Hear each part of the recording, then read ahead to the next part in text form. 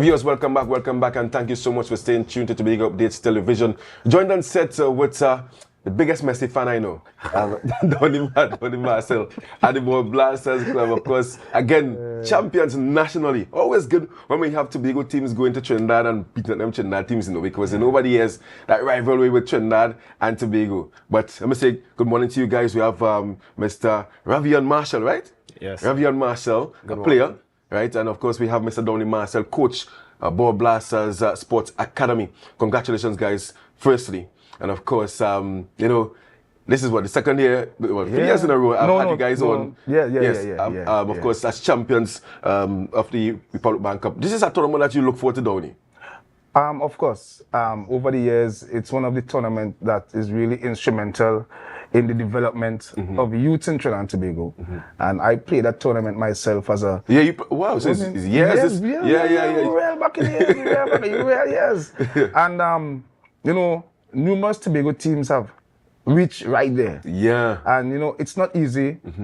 It's never easy to win those teams in Trinidad, especially in U15, 16, 17, and we are so grateful. And, God bless Ball Blasters with some talented young boys.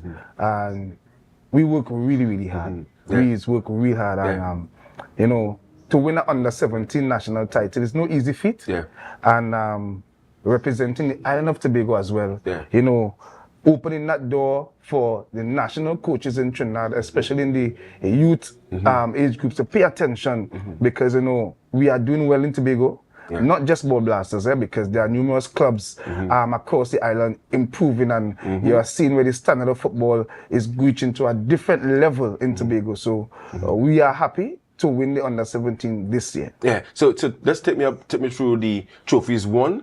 Because I'm seeing a lot of medals around this young man's neck, and I'm seeing some medals as well. Tell me about the trophies won, and obviously the champion trophy and individual medals as well.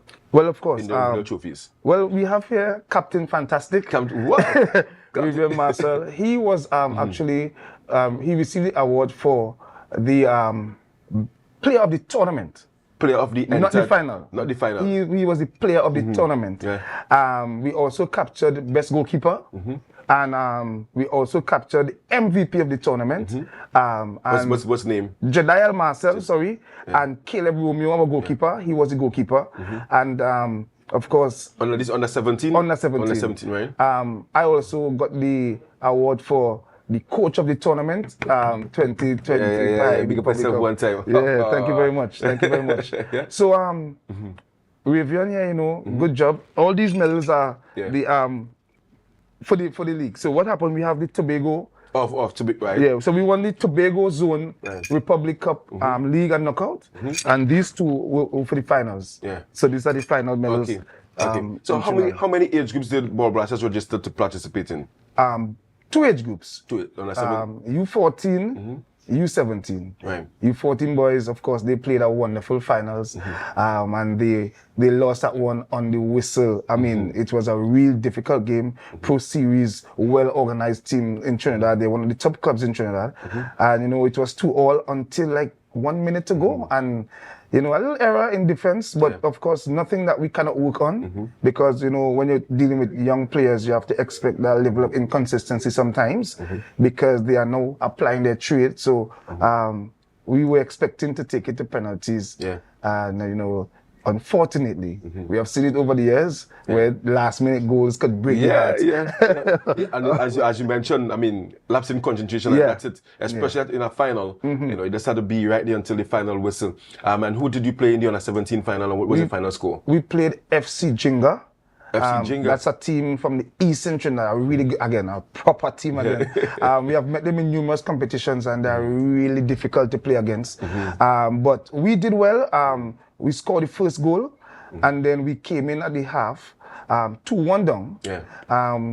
Went to the dressing room, had a conversation, and the boys went out, and I didn't even think that the team got a shot, our goal in the second half. They got a shot, Raevion? No. Because, we really wanted it. Yes. Because last year, this very same team, U16, we lost in the finals on the whistle to Pro Series. Right. Because the score was 1-1 going down, and then late down in the game, they give us a sucker punch there. And, you know, the boys really desperate because we would have won under 14 last year.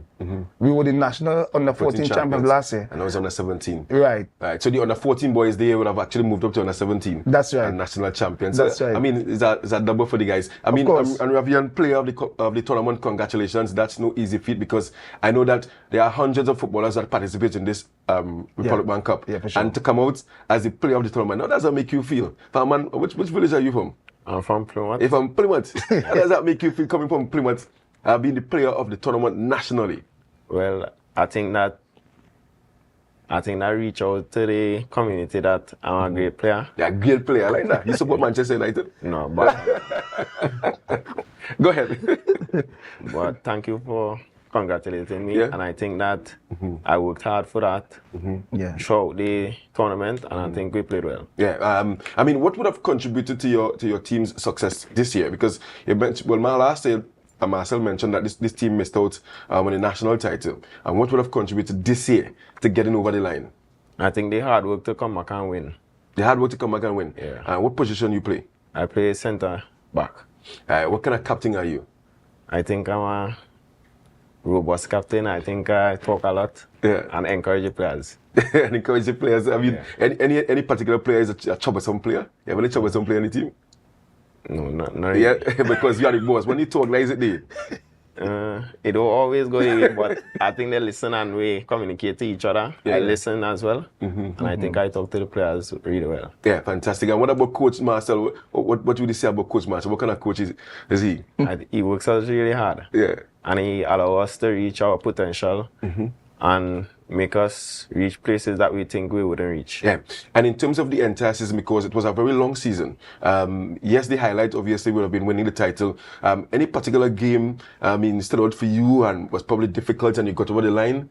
I think it was the final. It was the final game? Yeah, because we went up and then they come back. You got relaxed? 2-1, and then we had to go in the break lead down. So Coach Man talked to us in the halftime and we come out and play in the second half much better. Yeah, and what about you? What are your aspirations as a footballer?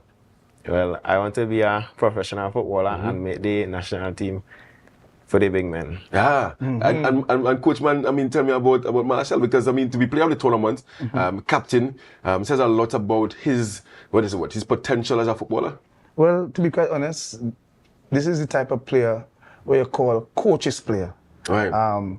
We had our little issues last year because, of course, he was playing midfield. Right. But I saw the potential in Raevion, and I encouraged him to play centre back for me in the Prem. Because to qualify for Premiership, our centre back Jediah Phillips got injured. But out of all the players, he was the only person I think that could go and slot in, and we did well. We played against Moruga, leading 3-1, and Raevion want to go up and score. he want to stay in the back and young people again.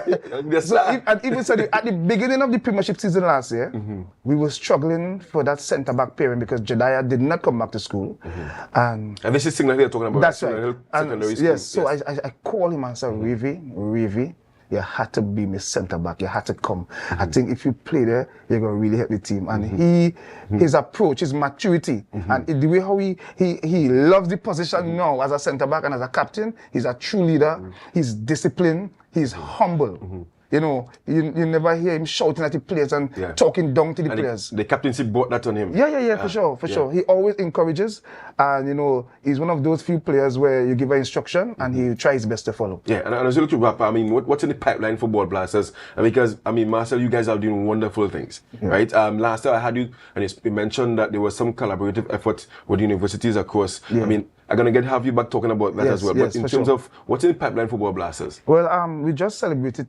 7 years as a club, and we are grateful for that. So we have a lot of activities coming up right now. We are still working on our boys. We have a huge tournament coming up outside of Trinidad and Tobago. Outside of Trinidad, okay. Yeah.